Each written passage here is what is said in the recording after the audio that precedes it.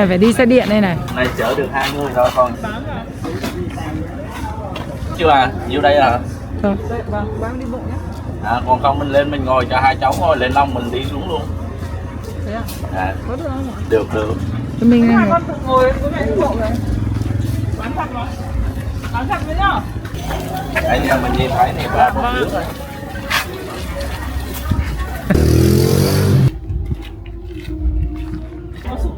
Đồ xúc cát này. Mau Để lan nữa. con vào chỗ ở.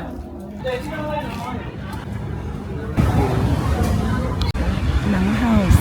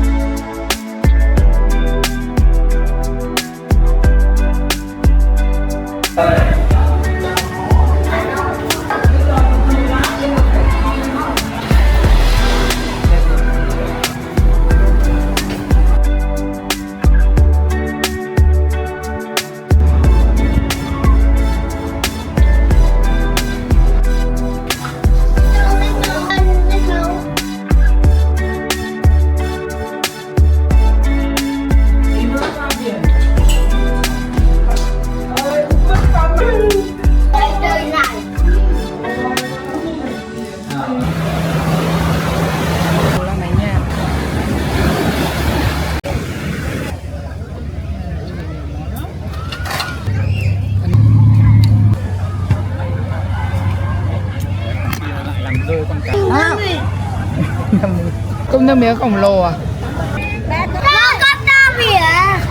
Con sữa giúp bác ở chùa lụa mà được một. Có một con nữa này, có con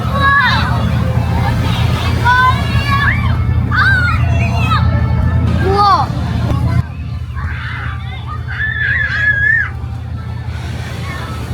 Để chim cút.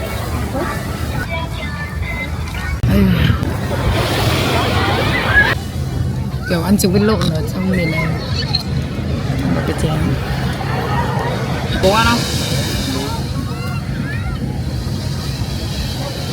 Tôi lại tiếp tục ăn món bánh tráng. Bao tiền cái nhá? Chưa hỏi nhưng chắc 10.000. 10.000. Nãy trả cái đống ốc với trứng 3 quả trứng vịt lộn có 52 000.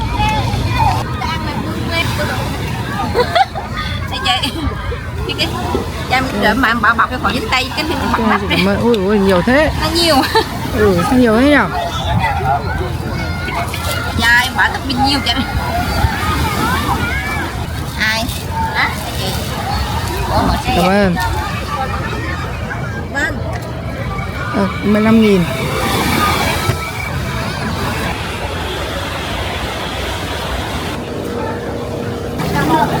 Ui, lắm mập à? Đi một đội đi. Tết đầm Môi Lan. Hai con sống nha chị.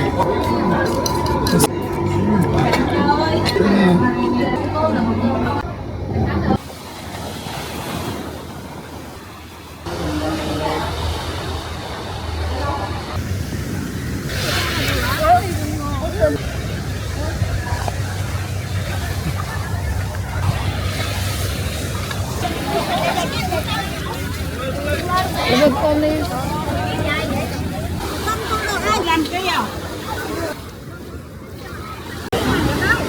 Có tiền cân hả? Chị ăn 1 kg 2 kg. 1 kg à? Mực 130.000 một cân. Cho em nửa cân đi. 1 kg hả?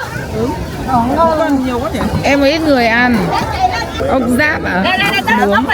Giáp, nướng. Nó 400.000 kg.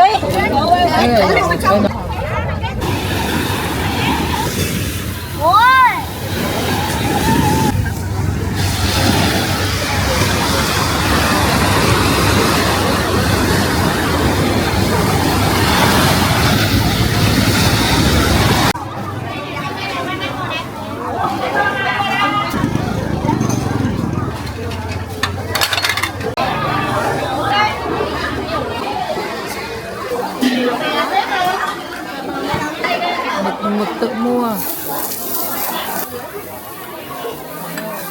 Chị em nắm nêm.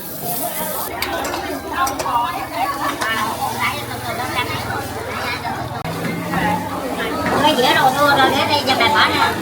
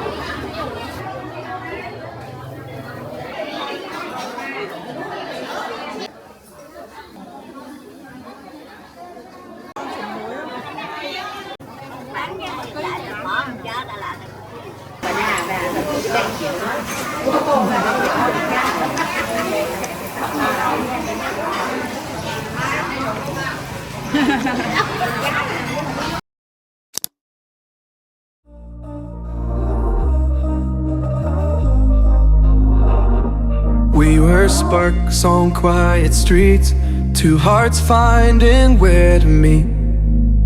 But life pulled us apart, left me talking to the dark. If I called you tonight, would it feel the same? Or have we both moved on to different names?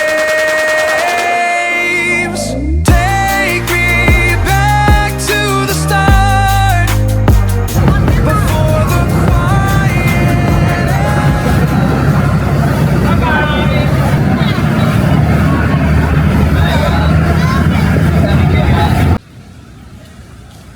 Hồi vô cùng.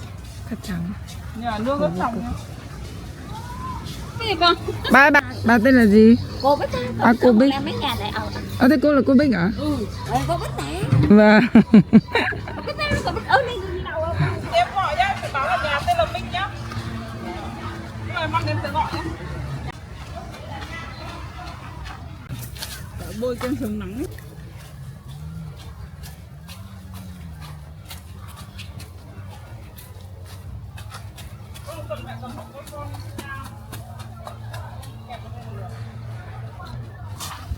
Tôi sẽ quay lại bác mày.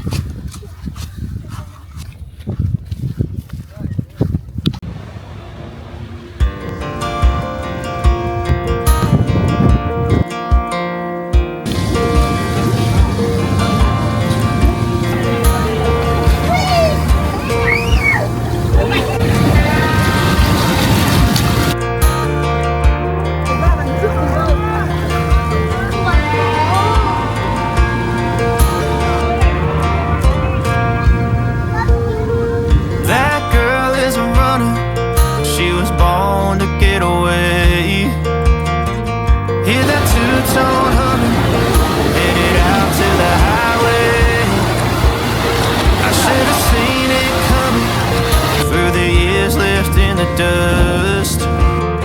But after all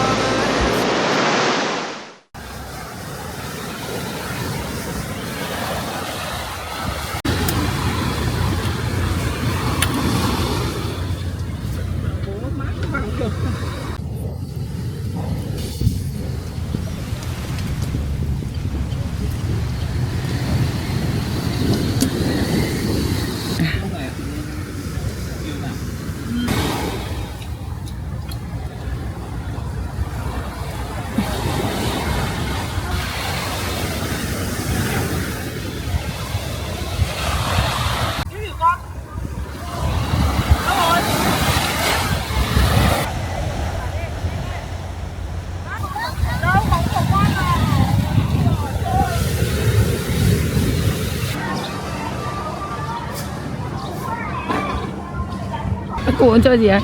Đó.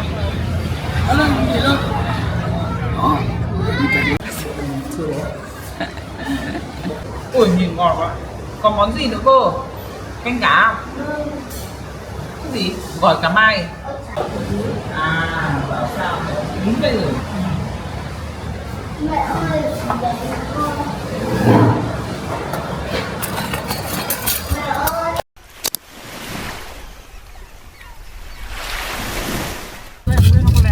Chứ chim ngon không? Dạ. Ngô.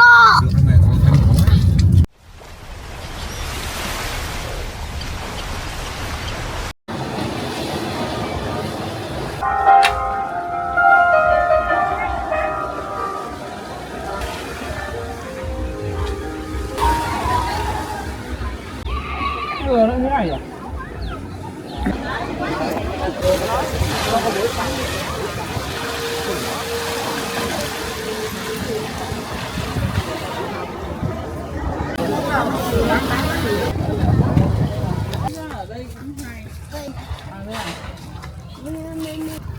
Bố ơi.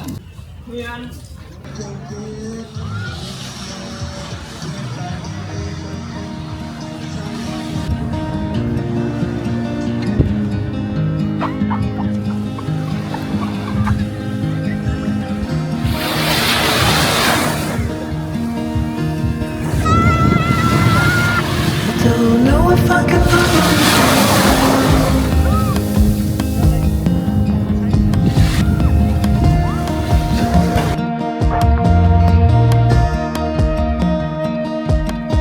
I'm stuck in a prison of doubt.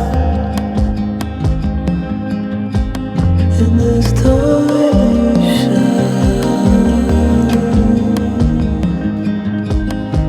and everything is grown up times.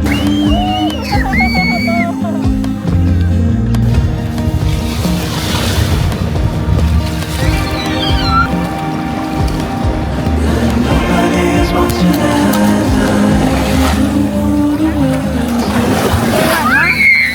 nước mắt lạnh ấy.